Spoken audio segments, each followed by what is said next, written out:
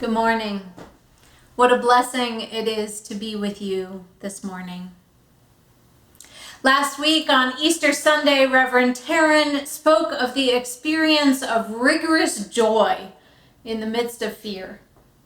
This is where I'd like to pick up our UUCA How We Thrive sermon series. This morning's reading provides the question for today's reflections.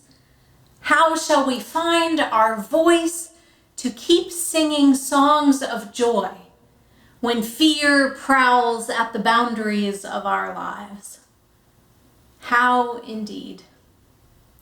Many of us have asked this question individually at various times in our lives, upon news of a new diagnosis or unknown prognosis, in times of financial hardship or ruin, in the midst of danger to our physical or emotional well-being, whether the source of fear was another person or our own mind. Oppressed peoples and groups have asked this question for centuries, for millennia. The spirituals are full of this question and answers to it. But seldom, if ever, have we asked this question as an entire world? An entire world. How shall we find our voice to keep singing songs of joy when fear prowls at the boundaries of our lives? But this is it not, the very question of being human? I have heard it said that choosing to have a child is choosing to have one's heart live outside of one's body. When one is that vulnerable, when one's heart lives in another body, one knows what it means to have fear prowling just at the edge of everything. Not to mention the simple fact of death. Death will come humming our names, the poet says. We know this. We all know this. Reverend Taryn spoke last week of her fear of death as a young child, something we all know all too well. For this is being human, being alive, and knowing we must die.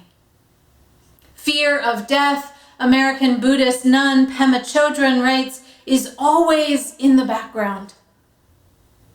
In a global pandemic, the specter of death and the fear of it looms ever larger. So what are we to do? Holly Neer writes, and our musicians sing so beautifully, there is hurting in my family, there is sorrow in my town, there is panic in the nation, there is wailing the whole world round. But to be hopeless, she says, would seem so strange. And I find myself thinking, would it? Would it really be that strange to have moments of hopelessness in the midst of this unprecedented time of hurting and sorrow and panic and wailing? The truth is, I think I would be more worried about those of us who haven't had those moments than about those of us who have. Because to be open and to be willing to be changed by a situation and experience is to allow the hurting and sorrow and panic and wailing in, if only for a moment, maybe even for a day. It is to find ways and places to hold confusion and fear, awe and wonder, and yes, tears, an ocean full. When we allow ourselves to be open to the reality of what is, we allow the magnitude of what is to wash over us. And we cannot do this all the time. It would be too much. But I believe that to maintain our hold on reality and to respond authentically and effectively to what is actually happening in our families and in our town and in our nation and in our world. We might just need to let go of hope, if only for a moment. Now that is a hard thing to say, so let me explain. I turn again to Pema Chodron, who writes in her book, When Things Fall Apart, Heart Advice for Difficult Times, a good one for right now. Chodron writes, if we're willing to give up hope that insecurity and pain can be exterminated, then we can have the courage to relax with the groundlessness of our situation. This is the first step on the path. The first step on the path. The first step is radical acceptance of what is, including the pain and insecurity of it all. There is much of both right now. In his April 13th op-ed in the New York Times, Charlie Wartzel outlined 47 things we do not know about the COVID-19 pandemic. 47 things, including why this disease is killing some people and not others, how many people are actually infected, and when things might begin to get back to normal. There is simply so much we do not know yet. And so insecurity is real right now. Food insecurity, financial insecurity, health insecurity, insecurity around other people. When we went to pick up groceries curbside the other day, my daughter was worried when the heroic grocery worker came to place the box of food in our hatchback trunk. But Mama, she said, he breathed in the car. My heart broke at her practical suspicion, and I assured her that it was all right, even though I wasn't certain that it was. Chodron's point is that if we can acknowledge the insecurity, the uncertainty, and yes, the pain of a given situation, if we can place hope on a shelf for a moment and not wish that things were different, but come into the courage of facing what is, then we can relax.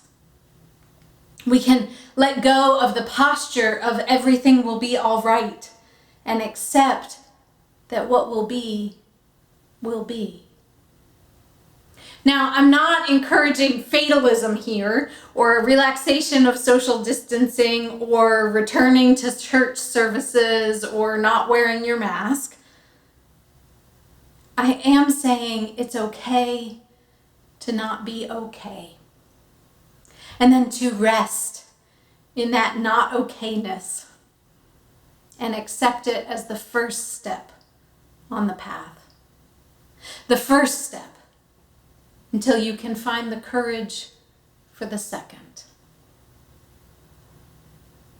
Psychotherapist, writer, and mother Megan Riordan Jarvis wrote a piece a few weeks ago that was exactly what I needed to hear.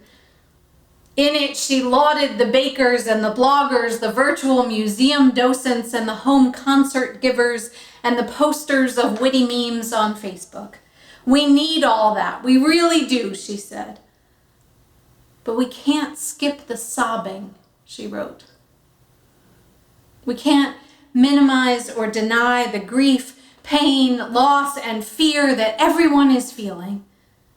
We can't ignore the trauma.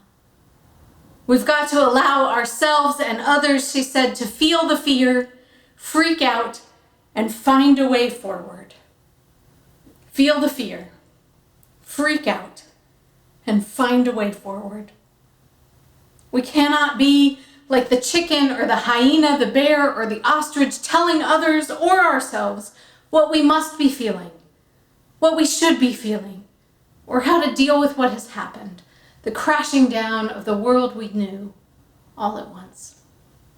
Instead, we can make space, like the rabbit, to listen. Listen to ourselves, to each other, to the universe. we can make space in stillness and silence and presence, yes, even virtual presence, to allow for the shouting and the crying, the anger and the fear, the frustration and the sorrow, the pain and the suffering, until there is room to imagine a way forward. That way may start with one thing each day that gives us joy. It might start with trying a walk when we feel like a nap, or it might start with taking that nap because that's what our body and our mind need. It might start with a call or a letter to a friend or a grandchild, and it might start with a screen time Sabbath and a good old-fashioned book. The first step is allowing ourselves the pain. The second is making space to be open and willing to what might be. On Easter Sunday afternoon, the National Cathedral in Washington, D.C. broadcast a gorgeous rendition of Handel's Messiah, including, of course, the piece, "The Trumpet Shall Sound," which I had heard but never paid adequate attention to. The text comes from the first letter of Paul to the Corinthians.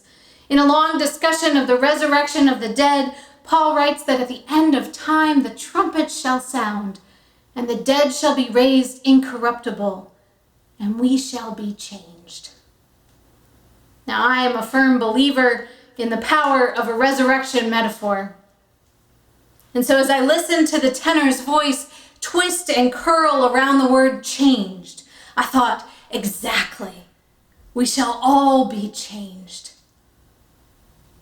No matter when things begin to ease up and return to some semblance of normal, our world, our lives, ourselves will never be the same after the events of this spring. So how will we choose to be changed? Will we be kinder and more compassionate? Will we be more fearful and more suspicious? Will we value friendships and companionship differently? Will we find space in our heart for stillness and silence more often? In these strange days, may we be open to what is and willing to be changed in ways large and small.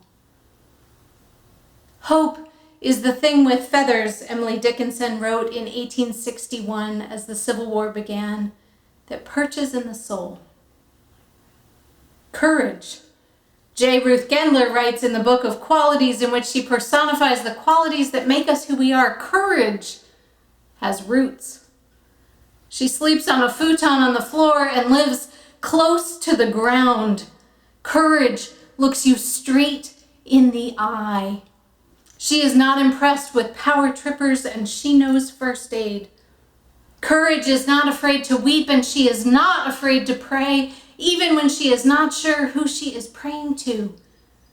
When courage walks, it is clear that she has made the journey from loneliness to solitude. The people who told me she was stern were not lying. They just forgot to mention she was kind. May we be brave enough to let hope fly for a moment, that we may find our way to the kindness of courage and regain the strength to take the next step forward, afraid but not defeated, comforting one another, listening to our own voice joined with voices around the world, and yes, the resonant voice of the universe too, singing songs of joy.